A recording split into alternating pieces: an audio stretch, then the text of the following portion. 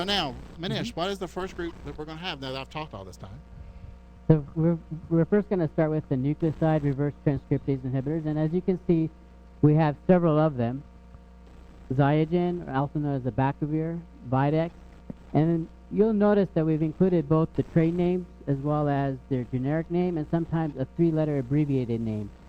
The Videx, also known as didanosine or DDI, Emtreva, which is emtricitabine or FTC, Apavir, which is known as lamivudine or 3TC, Zerit, Stavudine, Viriad, which is tenofovir, and Retrovir, which is zidovudine. And in addition to the individual products, they're also available as combination products. So that's also very important to know this. Comivir, combination of zidovudine and lamivudine. Truvada, which is tenofovir and emtricitabine. Absicom, which is the Bacavir and lamivudine. Trizavir is a combination of 3 products. And then lastly, we have a multi-class product, which is a combination of not only 3 drugs, but 2 different classes. So here we have efavirenz, which we'll talk about in the next category, but we also have tenofovir and emtricitabine. Retrovir, also known as zidovudine and abbreviated AZT.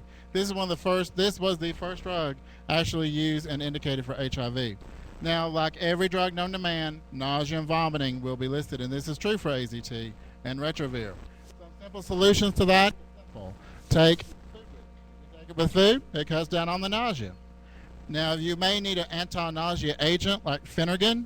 Now, Phenergan, you need to make sure if you're going to use Phenergan, you tell the patient to take it 30 minutes before they take the antiretroviral. That gives the Phenergan 30 minutes to actually kick in and start working. They don't take both drugs at the same time, all right? Give the Phenergan a chance to kick in so the nausea doesn't occur. Also, if you experience a headache, then you can also use the OTC analgesic like acetaminophen or Tylenol, okay? Now, Manish, you have anemia on here. Is this the anemia that I'm thinking about, or is this another kind of anemia? So yeah, great question. Anemia, as you know, can be attributed to a number of things, and a lot of people think of anemia as related to iron deficiency. So people might want to take iron if their doctor tells them that they're anemic. Well, this anemia is obviously related not to iron, but to the medication itself. However, it'll present very similar. People will start feeling tired. They may have, if their blood counts go low enough, they can have shortness of breath. They may feel dizzy. They may look pale. Their skin may look pale. Certainly, they may have leg cramps or headaches.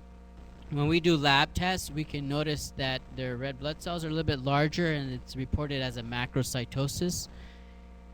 And then the way we manage it is, if we can, we try to switch them from zidovudine to something else, if that's a possibility. And sometimes that's not a possibility.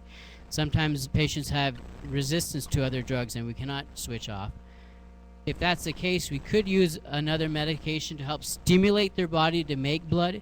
You might have heard of a product called Procrit, which is also known as erythropoietin, and of course erythropoietin also comes as Epogen. And we mention Procrit only because that's what's FDA approved. And for those who work in the pharmacy, you have to deal with insurances, this becomes an issue. Procrit is the one that insurances will pay for. Now, on rare occasions, their patients' blood counts do go low enough that they require blood transfusion to get immediate effects to get them better. So we hope we don't have to go to that route, but if we need to, we may certainly infuse blood. Neutropenia is another common bone marrow toxicity with this medication. It's when your white blood cells will drop, and of course, if they drop low enough, patients can be at risk for infections. So here again, if we like to switch the medication if we can, if that's not a possibility, then we try to use other products to help stimulate your body to make white blood cells, and here we may use Neupogen as an example. Now there's some rare side effects that occur with Retrovir. One of them is called myositis, and this is when patients might complain of severe muscle pain. It's basically swelling of the muscle. Fortunately, it's a rare thing, but it's something you want to pay attention to. Another one is lactic acidosis, and this one unfortunately is a fatal toxicity, and we will spend a little bit more time with this particular side effect in some slides that are coming up. Now there are also some cosmetic issues that occur with Retrovir. One of them is this darkening of the skin, nail, or mucous membranes, and you can see this on the slide over here. You can see that there's dark lines going through the nail bed. All right, now patients do notice this. Sometimes this type of side effect can have an effect on them taking their medications. So certainly it's something that does need to be addressed. In women, sometimes they can just paint their nails, and that often takes care of the issue. In men, that might not be always a solution. So if your patients are complaining of this, this is something that needs to be addressed. Now, you have a bunch of D drugs. Why are you calling them D when they have name brands that don't start with D? Right. So as I talked about earlier, when these drugs first came out, they were abbreviated with three letters. Sorry. These two products, stavudine and didanosine, are called D drugs because they're abbreviated D4T for stavudine and DDI for didanosine. Now we listed them together here because their side effects are very similar, the first three at least. So pancreatitis, peripheral neuropathy, and we'll talk about in this in more detail, lactic acidosis with hepatic steatosis. Again, we'll go over this in more detail. The stavudine may also cause liver hepatitis. It may also elevate your cholesterol. Lipoatrophy is something that we'll show you pictures of in a second, and rarely it can cause this syndrome where patients develop weakness, and that starts from the bottom of their toes and starts going up into their arms and legs. Fortunately, it's a rare side effect.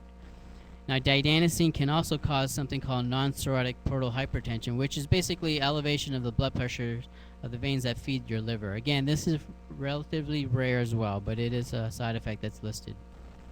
Now, how do we manage the side effects? Well, pancreatitis, when people have pancreatitis, they're going to be hollering because it's a very painful adverse effect. It's pain that's associated with their abdomen. And basically what we have to do is we have to stop the medication. Often these patients are hospitalized while we do all this. So we stop the medications, we treat their pain, and then we try to rest their bowels until their pains go away and they can start tolerating food again. The neuropathy, unfortunately, is something that is devastating as well and can occur not initially, not with acutely starting these medications, but when patients are on it long term, you see them complaining of maybe numbness in their hands and feet, tingling sensations, sometimes this burning, fiery type of pain. And again, if we can attribute it to the medication, we like to stop the medication and change it to something else, but that's not always possible. So we can use other, again, medications to treat the neuropathy, and these things include gabapentin, which is very commonly you'll see in our HIV patients. Some of our antidepressants like amitriptyline or nortriptyline, some of the anti-seizure medicines like lamotrigine and topiramate and carbamazepine. We can use our analgesic narcotics. We can use topical capsaicin, and sometimes you'll use topical lidocaine. Now, I mentioned earlier this lactic acidosis and hepatic steatosis. Again, this is relatively rare, but it is something that can cause people to be in the hospital. So when patients develop this side effect, they'll complain of, again, very non-specific things like abdominal pain, nausea, vomiting, diarrhea, maybe weight loss, difficulty breathing or weakness. When we check their labs, you may see an elevated lactic level. Their arterial pH will be low. You might see elevations in their bicarb. Their liver enzymes may be elevated a little bit. That's the AST, ALT. And if they have pancreatitis with this syndrome, then you can also see a lipase elevation. Again, it's rare, and there are some risk factors that are associated with this, including Xerit and Videx, which are the two main culprits. But certainly any of the NRTIs may do this. Female gender, obesity, and then again, prolonged use of these medications puts people at a higher risk. Now, unfortunately, we don't have an antidote that we can give patients and they'll just completely turn around in the next day. Often we have to stop the medications and provide supportive care. Now, there's anecdotal reports of people using various vitamins like thiamine and riboflavin. There's reports of people using levocarnitine and coenzyme Q10. But mostly it's stopping the medications and giving them supportive care, and eventually they'll turn around.